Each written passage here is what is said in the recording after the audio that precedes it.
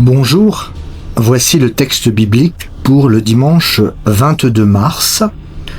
Il s'agit de l'évangile de Jean au chapitre 11, à partir du verset 1 jusqu'au verset 44. Il y a un homme malade appelé Lazare, il habite à Béthanie, le village de Marie et de sa sœur Marthe. Marie est la femme qui a versé du parfum sur les pieds du Seigneur et qui les a essuyés avec ses cheveux. C'est le frère de Marie, Lazare, qui est malade. Les deux sœurs envoient quelqu'un dire à Jésus « Seigneur, ton ami est malade ». Quand Jésus entend cela, il dit « La maladie de Lazare ne va pas le faire mourir, mais elle va servir à montrer la gloire de Dieu. Ainsi elle donnera de la gloire au Fils de Dieu ». Jésus aime Marthe et sa sœur et Lazare. Il apprend que Lazare est malade et pourtant pendant 2 jours, Jésus reste là où il est. Ensuite, il dit à ses disciples « Retournons en Judée ». Ses disciples lui disent « Maître, l'autre jour des Juifs cherchaient à te tuer en te jetant des pierres et tu veux retourner là-bas ». Jésus leur répond « Il y a 12 heures dans une journée. Si on marche pendant le jour, on ne tombe pas parce qu'on voit clair. Mais si on marche pendant la nuit, on tombe parce qu'on ne voit pas clair. » Ensuite, Jésus ajoute « Notre ami Lazare s'est endormi, mais je vais aller le réveiller. » Les disciples lui disent « Seigneur, il s'est endormi. Il guérira ?» Jésus a voulu dire « Lazare est mort ». Mais les disciples croient qu'il parle du sommeil normal. Alors Jésus leur dit clairement « Lazare est mort. Je n'étais pas là-bas et je m'en réjouis à cause de vous. De cette façon, vous pourrez croire en moi. Mais allons auprès de Lazare. » Alors Thomas, appelé aussi le jumeau, dit aux autres disciples « Allons-y nous aussi pour mourir avec Jésus. » Quand Jésus arrive, il apprend qu'on a mis Lazare dans la tombe il y a 4 jours déjà.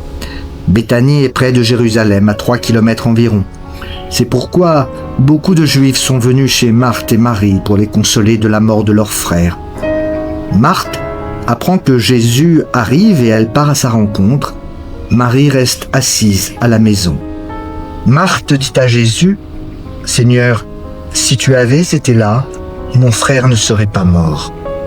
Mais même maintenant, Dieu te donnera tout ce que tu lui demanderas, j'en suis sûr. » Jésus lui dit « Ton frère se relèvera de la mort. » Marthe lui répond « Oui, je le sais, il se relèvera de la mort quand tous les morts se relèveront le dernier jour. » Jésus lui dit « Celui qui relève de la mort, c'est moi. La vie, c'est moi. Celui qui croit en moi aura la vie, même s'il meurt. Et tous ceux qui vivent et qui croient en moi ne mourront jamais. Est-ce que tu crois cela ?» Marthe répond à Jésus « Oui, Seigneur, je crois que tu es le Messie, le Fils de Dieu, celui qui devait venir dans le monde. » Après que Marthe a dit cela, elle part appeler sa sœur Marie. Elle lui dit tout bas « Le Maître est là et il te demande de venir. » Quand Marie entend cela, elle se lève tout de suite et elle va trouver Jésus. Jésus n'est pas encore entré dans le village.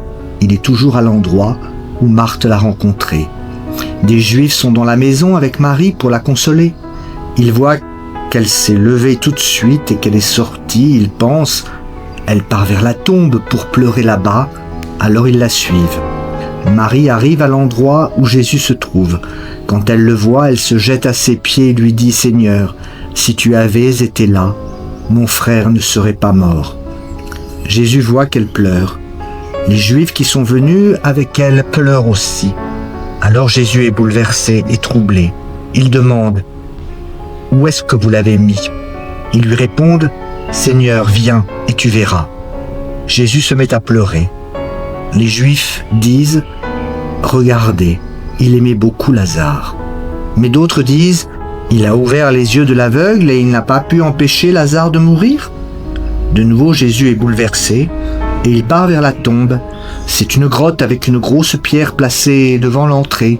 Jésus dit « Enlevez la pierre. » Marthe, la sœur du mort, lui dit « Seigneur, il doit déjà sentir mauvais. Il est dans la tombe depuis 4 jours. » Mais Jésus lui répond « Je t'ai dit, si tu crois, tu verras la gloire de Dieu. » On enlève donc la pierre, Jésus lève les yeux vers le ciel et il dit « Père, je te dis merci parce que tu m'as écouté, tu m'écoutes toujours, je le sais.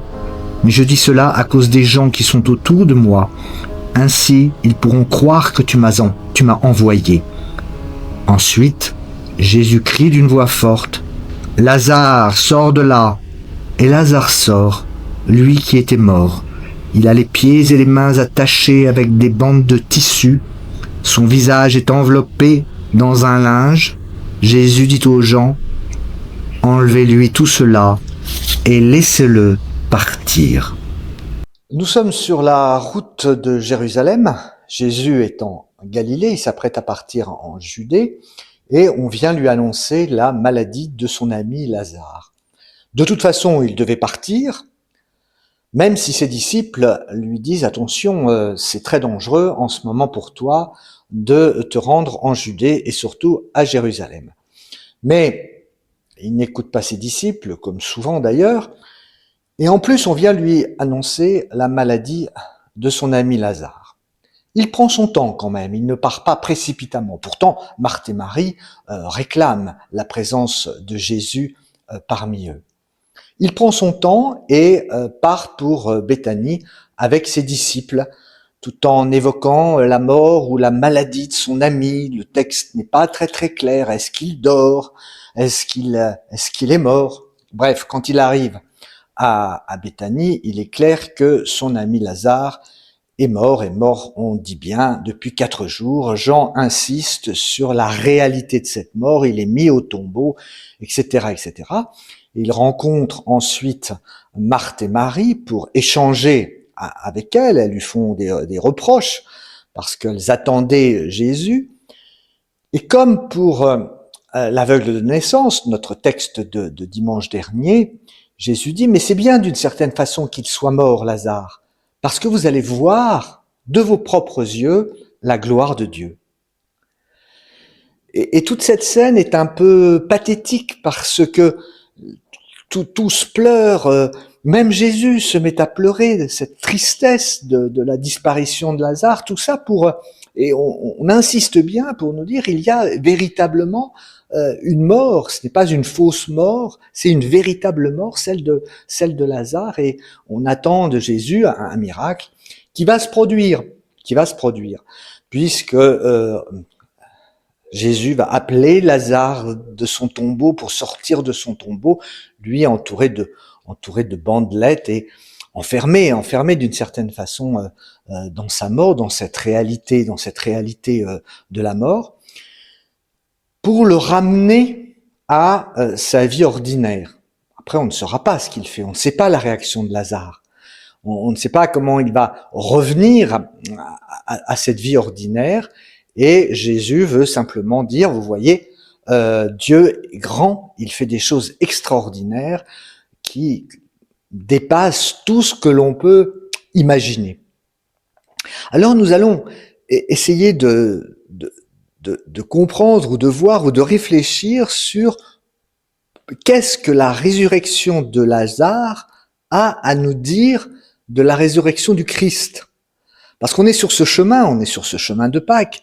Et la résurrection de Lazare est là pour nous dire quelque chose de la résurrection et de la résurrection du Christ. Et peut-être de notre propre résurrection. Donc je vous laisse jusqu'à dimanche pour réfléchir à cette question. Soyez bien prudentes.